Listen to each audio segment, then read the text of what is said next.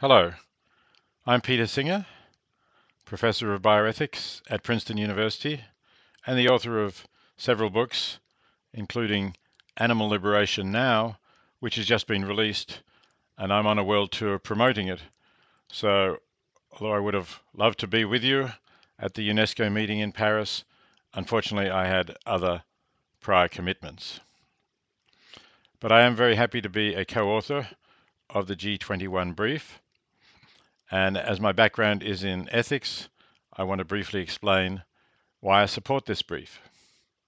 I think ethics needs to come into public policy at the global level, especially when we have a world that is divided between wealthy nations who have a lot of power, economic power included, and poorer nations who tend to be left out of a lot of important decisions.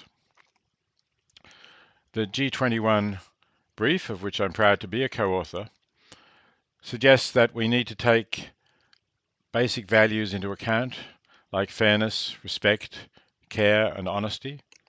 And also, I would add, we need to take into account the importance of reducing extreme poverty and of raising everyone in the world to a basic minimum level where they can have the needs that they have as human beings met.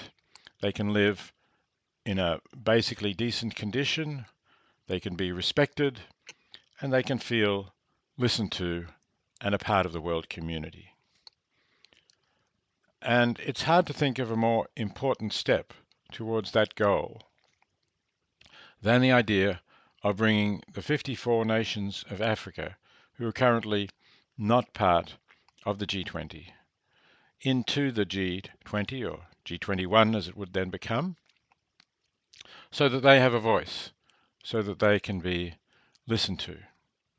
It doesn't mean that they would have a deciding vote, but it does mean that they would be respected and they could be heard. I think that's a relatively simple step to take, but a very important one. I think that ethics requires the wealthier nations to take that step. We can say that we are doing things in the interests of the nations of Africa or of the less affluent nations all over the world. But if we're just taking them into account and making our decisions about them without listening to them, then I think there's something wrong. And we may be making the wrong decisions. I'm not saying that we always will be, but it's certainly possible. So let's take this important step. I thank all of my co-authors who've been putting this important document together. Let's advance it. Let's add these 54 nations to the G20 so that we have a G21 and can move towards a fairer world in which everyone is included, everyone is respected, and everyone has a voice in the most important economic decisions that will shape the future of the world. Thank you very much for listening.